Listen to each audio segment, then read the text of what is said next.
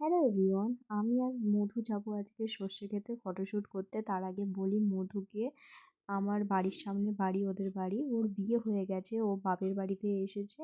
তো ওকে বললাম যে দুজনে ফটোশ্যুট করে আসি। আমরা ছোটোবেলা থেকে সব একসাথে বড় হয়েছি, প্রচুর মজা করতাম।